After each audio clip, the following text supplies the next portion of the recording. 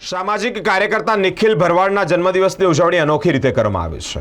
પોતાનો જન્મદિવસ હોય તે અંતર્ગત તેઓ સેવાકીય પ્રવૃત્તિ સાથે પોતાના જન્મદિવસની ઉજવણી કરી છે। હાલમાં સખત ગરમી, દમદમતો તાપ પડતો હોય તેવામાં લોકોને રાહદારીઓને ઠંડા છાશનું વિતરણ કર્યું છે। એરપોર્ટ પાસે જ ઠંડી છાશનું વિતરણ કર્યું છે। સાથે જરૂરિયાતમંદ લોકો કે જેઓ બ્રિજના સહારે રહી રહ્યા છે તેવા લોકોને ભોજન પૂરું પાડ્યું છે। એક અનોખા સંદેશ સાથે પોતાના જન્મદિવસની ઉજવણી તેઓએ કરી છે।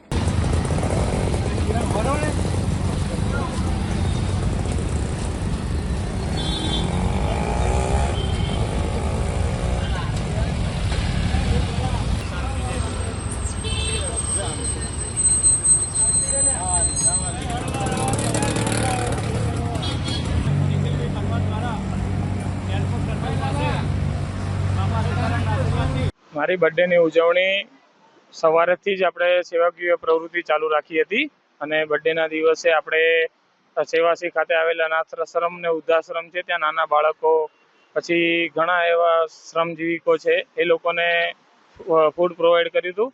બપોરે છાશ વિતરણ કરી, પાણી છાશ વિતરણ એરપોર્ટ સર્કલ પર કરેલ હતું અને રાત્રે આજે બ્રિજ નીચે જે બાળકોને પરિવાર રહે છે એ લોકોને જમવાનું પ્રોવાઈડ કર્યું હતું।